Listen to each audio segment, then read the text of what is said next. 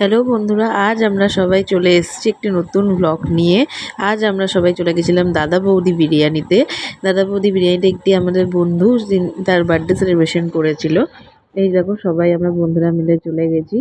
এই দেখতেই পাচ্ছ, সব বন্ধুরা হাই করে দিল। কিছুদিন আগে তার বার্থডে গেছে, এখন আমরা সেলিব্রেশন করার জন্য এখানে এসেছি। ট্রিটটা তার তরফ থেকে এরকম বিরিয়ানি চলে এসছে। কেউ কেউ মটন বিরিয়ানি খেয়েছে এবং কেউ কেউ চিকেন বিরিয়ানি। দাদা বৌদি বিরিয়ানি তো তোমরা সবাই জানো খুব সুন্দর খেতে। আমি অবশ্য চিকেনটাই খাই, আমি চিকেন বিরিয়ানি নিয়েছিলাম। এই দেখো দেখতেই পাচ্ছ বিরিয়ানিও চলে এসেছে। বিরিয়ানিটা কিন্তু খুব টেস্টি ছিল। এই দেখো চিকেন আমার লেগ পিস পড়েছিল, ঠিক করে দেখাতে পারিনি আমি। এ দেখো আলু ছিল আর স্যালাডটা ছিল, স্যালাডের ছবি তোলা হয়নি। আমার একটি বন্ধুকে বললাম তার মটনটা দেখাতে। এই যে মটন বিরিয়ানি, এটাকে সবাই খাচ্ছে। আমার মতো অনেকেই আছে যারা ব্লগ করছে। আমরা খুব এনজয় করেছি আজকে। তারপরে আমরা চলে গেলাম আইসক্রিমের দোকানে।